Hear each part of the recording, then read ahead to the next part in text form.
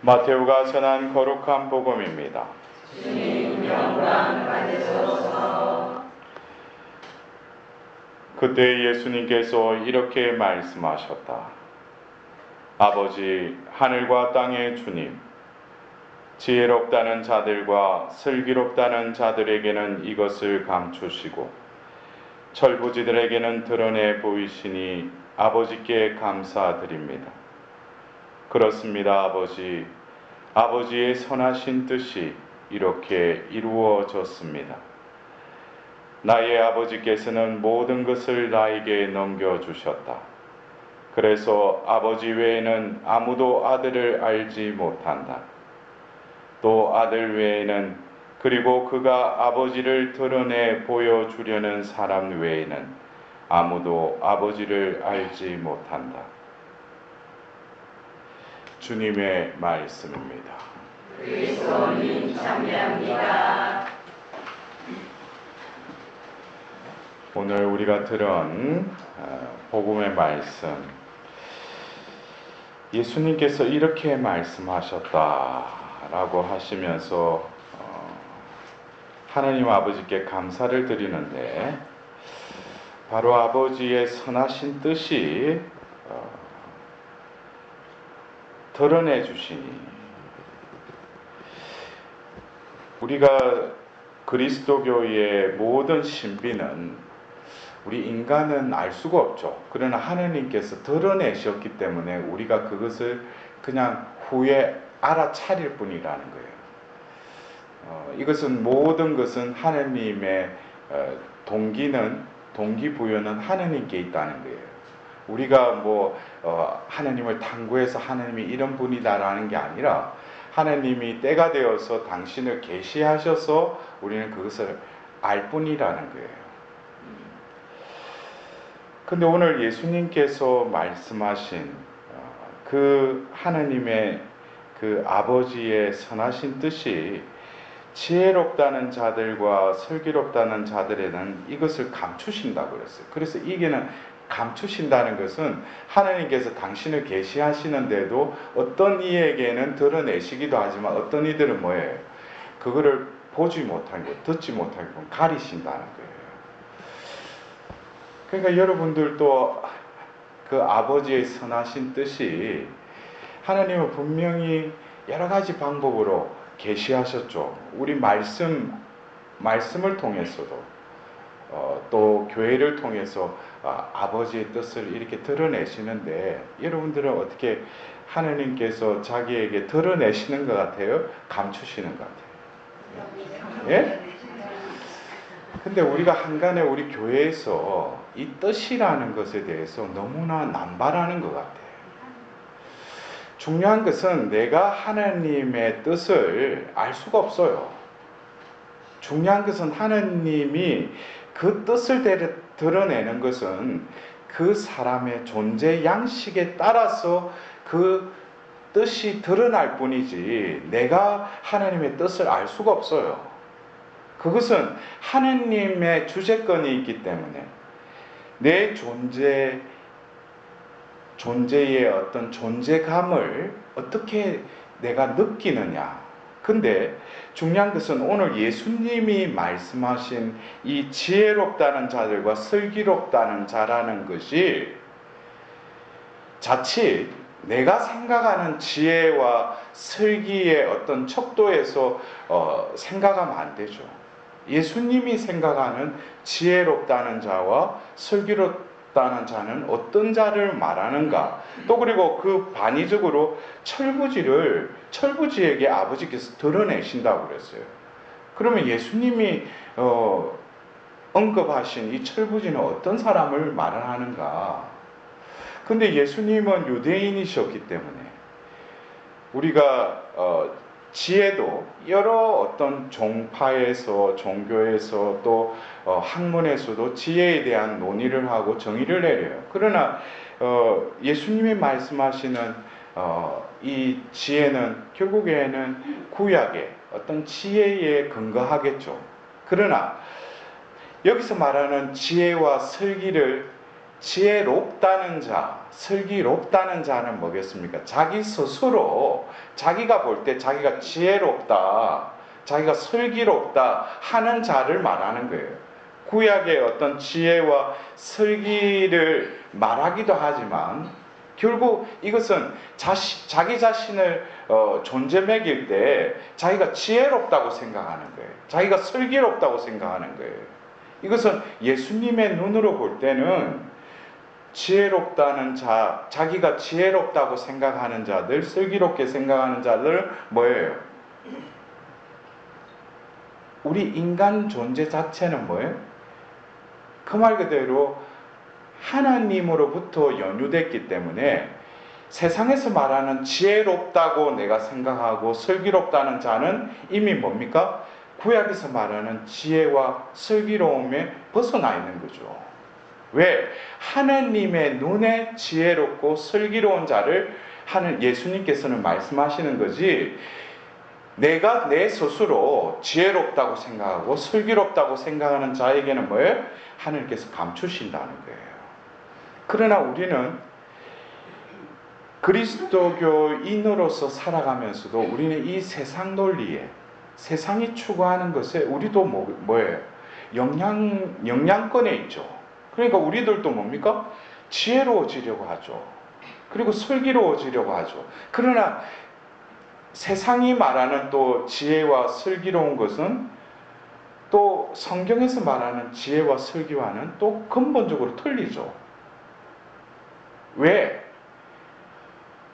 결국 그리스도 교회에서 추구하는 지혜라는 것은 하느님으로부터 연유된 거지, 내가 갈고 닦아서 많이 채워서 내가 지혜롭고 슬기로운 것은 아니라는 거예요. 그래서 우리가 오늘 이 말씀을 평상시에도 많이 들었죠. 그러면 여러분들이 자신을 볼 때 철부지라고 생각하셔요? 예? 철부지셔요? 예? 그럼 살기가 좀 힘드시겠네요. 철부지라면 아직 미성숙하다는 거잖아요. 하느님 앞에서는 늘 철부지라고 생각합니다. 그렇게 너무 빨리 대답해. 맞아요. 하느님 앞에서가 아니라 하느님 앞에서도 우리는 철부지로 살아야 되지만 앞에 그 힌트가 있잖아요. 자기 자신을 어떻게 여기느냐. 에? 어떻게 보면은 스펙으로 따지면 자신은 고학력자고 세상적으로 어떤 지위나 어떤 걸 볼 때도 다른 사람들 보면은 지혜롭고 학식 있고 슬기롭다고 하는 자이지만 자기 존재감을 어떻게 느끼느냐 이거예요. 이것은 어떻게 보면은 우리가 욥기에 보면은 욥기 1장 2장에 사탄에게 허락해서 그가 가지고 있는 모든 것을 다 뺏어 버리잖아요. 허락하시잖아요. 어쩌면 우리가 하나님을 만났다고 하는 사람은, 하나님을 진정으로 체험했다는 사람들은 어떻게 되겠어요? 구약의 그 지혜 문학에 그 솔로몬이 코엘렛을 적을 때 솔로몬이 하나님으로부터 지혜를 받았죠. 또 분별력을 받았죠. 그러나 그가 1000명에 가까운 또 아내들을 거스르면서 결국 말세에 자기가 자신의 인생을 해고하면서 결국 뭐예요? 헛되다 헛되도다 그랬어요. 이것이 어떻게 보면은 진정으로 지혜를 받은 이가 깨닫는 거예요. 지혜롭다는 자들은 자기가 지혜를 보유하고 소유하고 있는 줄 알아요. 그러나 그것은 한순간에 하나님이 원하시면은 그것은 순식간에 연기처럼 어때요? 다 커터버리신다는 거예요. 그거는 세상적인 지혜니까. 그러나 우리는 하나님께 나아와서도 세상 것을 추구해요.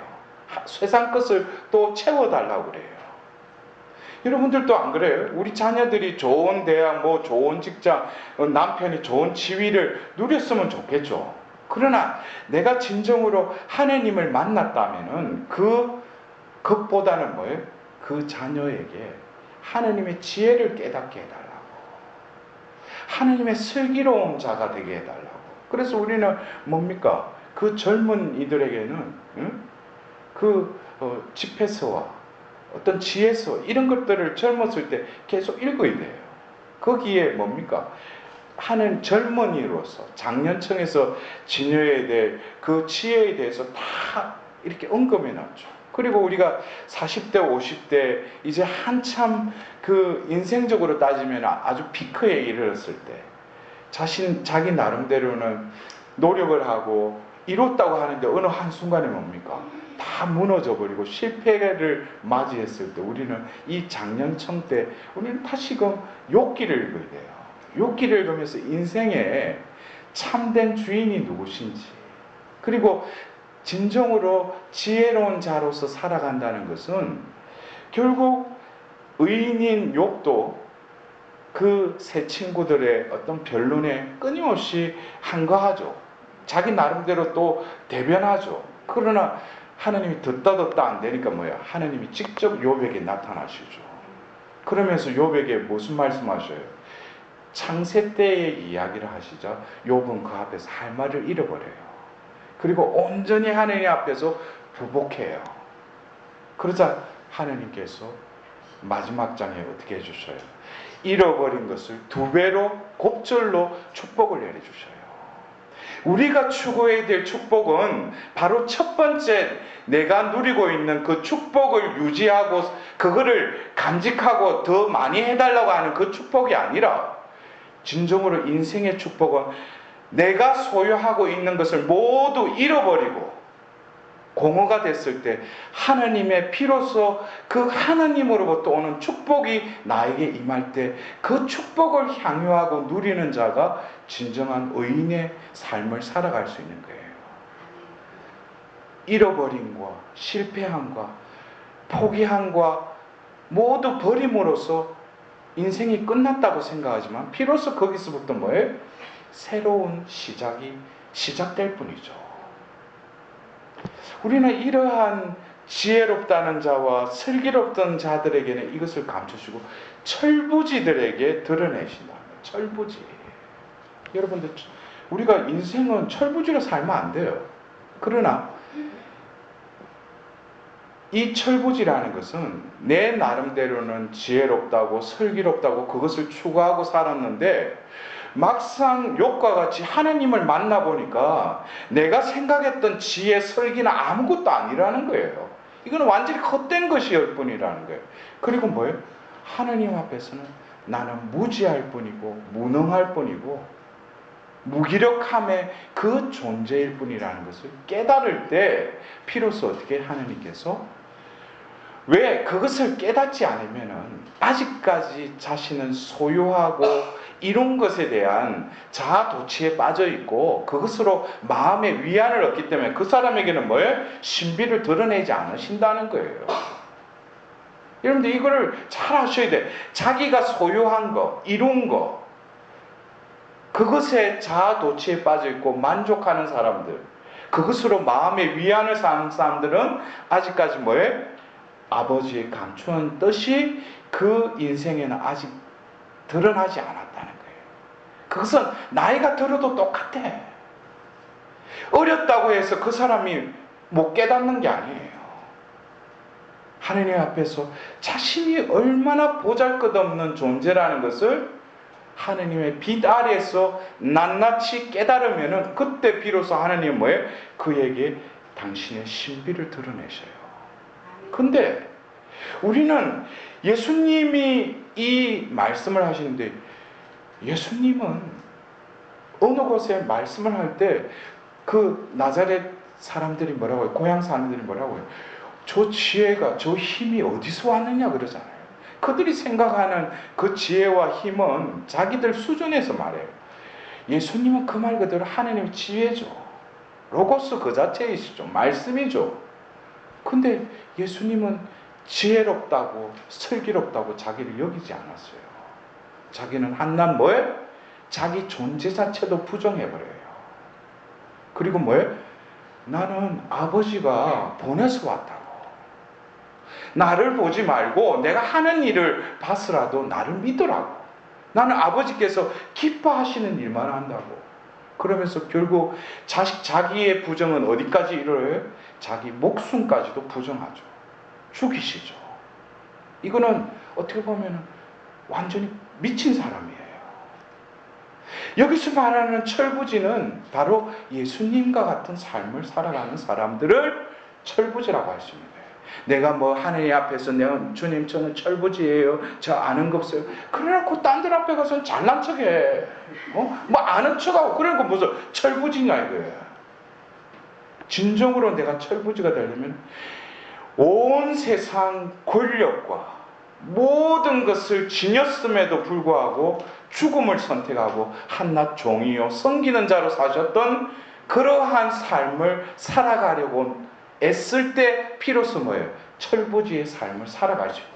그냥 사고적으로 주님 저는 철부지예요. 아는 거 없어요. 할 수 있는 거 없어요. 그럼 그 사람 굶어 죽는 거지. 아버지의 그 선하신 뜻은 뭡니까?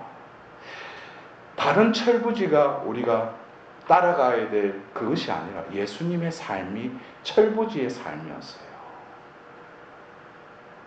어떤 세상적으로 말하는 좀 미성숙하고 덜 떨어진 그런 철부지가 아니라 그 사람은 어떻게 보면 세상적으로 똑똑하고 많이 배우고 가진 것도 있어요. 그러나 예수님을 위해서 철부지의 삶을 살아가는 거, 그럴 때 그 사람 통해서 뭡니까? 아버지의 뜻이 드러나는 거예요. 노력도 안 하고 뭐 안 하고 그러면서 난 철부지로 살래. 아버지의 뜻이 드러나지 않죠.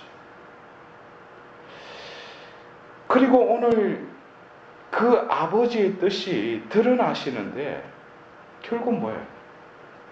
하나님 아버지는 분명히 당신의 모든 것을 예수님께 넘겨주셨어요.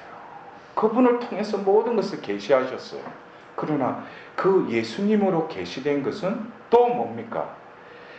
아버지를 드러내 보여주시려고 하는 그 사람들. 그러니까 예수님이 그 요한복음 17장에 자기 자신을 위해서 또 제자들을 위해서 또 제자들의 말을 듣고 믿을 그 사람들을 위해서 기도하시잖아요. 그러면서 그 제자들을 위해서 기도하셔요. 이 사람의 말을 듣고 뭐예요? 하나님을 알게 해달라고. 그래서 바오로 사도가 테살로니가인들에게 보낸 편지에도 그가 하나님께 깊이 감사를 드려요. 왜? 자신이 전한 이 말을 그 사람들이 뭐예요? 사람의 말로 듣지 않고 하나님의 말씀으로 들으니 하나님 감사합니다 그랬어요. 바오로 사도도 뭐예요? 얼마나 똑똑했어요. 가진 것도 많았어요. 근데 뭐예요? 하나님을 위해서 철부지가 되었어요. 모든 것을 쓰레기로 여겼어요. 여러분들 이것이 철부지예요. 세상 무엇보다도 바꿀 수 없는 생명 자체이신 예수님 때문에 내가 모든 것을 버리고 부정하고 그분의 삶을 온전히 답습해서 살아가는 것. 그것이 바로 철부지예요. 그러나 우리는 오늘 일독서에서 아시리아에게 이사야 예언자를 통해서 책망하셔요. 근데 여기서 분명히 우리는 알아들어야 될 게 구약의 하나님께서는 이스라엘 백성을 선택하신 것이 이스라엘 백성만 선택한 게 아니에요. 하나님은 온 인류를 구원하기를 원하시죠. 그러나 그 이스라엘 백성 뭐예요? 하나의 표본이라는 거예요. 그러면 그 주변의 이방 민족들 또 역시 하나님 뭐예요? 그들도 생각하고 이스라엘을 위한 어떤 때는 해초리로 쓰기도 하고 그들을 또 도구화 쓰지만은 그들 역시도 뭡니까? 하나님은 구원하시기를 원하신다는 거예요. 그래서 그 아시리아를 두고 한 이 오늘 예언 말씀을 듣다 보면 우리 존재도 아시리아와 별반 차이 없어요. 아시리아가 그때 당시에 뭐예요? 고대 건동지역 메소포타미아 그 문명 안에서 한때는 뭐예요? 권력을 장악하고 있었죠. 결국 이집트까지 나라를 이렇게 확장시키고 결국에는 BC 612년경에 신바빌론에 의해서 처참하게 또 무너지죠. 이것이 어떻게 보면 힘의 우열에 있어서는 영원하지 않고 언젠가는 자기들이 모든 것을 누리는 것 같지만 또 뭡니까? 또 그 세대가 지나면 또 다른 세대에 의해서 침범당하고 무너지는 게 세상의 힘의 논리예요. 오늘 이사야를 통해서 아주 그 비유를 드시는데, 어떻게 보면은 도끼질하는 사람에게 뽐낼 수 있느냐, 톱이 톱질하는 사람에게 어디서 뗄 수 있느냐, 마치 몽둥이가 저를 들어 올리는 사람을 휘두르고 막대가 나무도 아닌 사람을 들어 올리는 것과 같지 않느냐. 이것이 어떻게 보면 내 삶일 수도 있어요. 나는 하나님이 지었을 뿐인데, 나를 도구로 쓰려고 할 뿐인데, 왜 내가 도끼인 주제에, 톱인 주제에, 왜 도끼질하는 사람한테, 톱질하는 사람한테 왜 으스대고 왜 반항하느냐 이거야. 모든 것은 뭐예요? 하나님이 주재하시는데 내가 뭐 한답시고, 내가 또, 우리는 어떻게 보면 이 아시리아에게 하신 이 말씀을 우리는 귀담아 들어야 돼요. 결국 우리는 뭐예요? 철부지일 수밖에 없어요. 철부지임을 빨리 회개하고 깨닫는 자에게 하나님은 뭡니까? 당신의 숨은 신비를, 뜻을 비로소 그때 그 사람을 통해서 드러내시는 거예요. 맨날 입으로 생각으로만 하나님 뜻이 아니라 내 존재가 온전히 예수님과 같이 철부지의 그 존재감을 비로소 갖추고 느낄 때, 살아갈 때 비로소 내가 하나님 뜻을 추구하지 않아도 비로소 뭐예요? 내 안에서 저절로 자연스럽게 하나님의 뜻이 이루어져 간다는 거예요. 그거를 깨달아야 돼요. 하나님의 뜻은 외부에 있는 것이 아니라 이미 내 안에 각인되어 있어요. 내재되어 있어요. 그러나 뭡니까? 내 존재감이 아직까지도 자기를 드러내고 자신의 존재를 아직 인정받으려고 하는 자에게는 그 신비가 드러나지 않고, 자신이 얼마나 보잘것없고 얼마나 비천한 존재임을 더 깊이 깨달으면 깨달을수록 하나님은 감추어진 축복을 배려로 그에게 이렇게 부어주실 겁니다. 어쩌면 우리가 하나님께 구하는 어떤 기도 지향이 진정한 축복으로 돌아오려면은 기도해야 될 그 대상이 이 지향이 아니라 자신의 존재임을 깨닫고, 바로 내 존재됨이 바로 그 축복의 그릇이라는 것을 깨달을 때 내가 구하는 것보다도 내 존재됨을 하나님 앞에 온전히 내어드리고 의탁드리는 것이 더 우선적이라는 것을 내가 깨닫게 될 때 욥과 같이 곱절로 하나님께서 축복을 내려주실 것입니다. 오늘 이 미사를 통해서 욥과 같이 모든 것을 잃었지만 하나님을 선택하고 소유함으로써 더 많은 더 은총을 또 축복을 받을 수 있도록 하나님께 자비를 구하도록 합시다.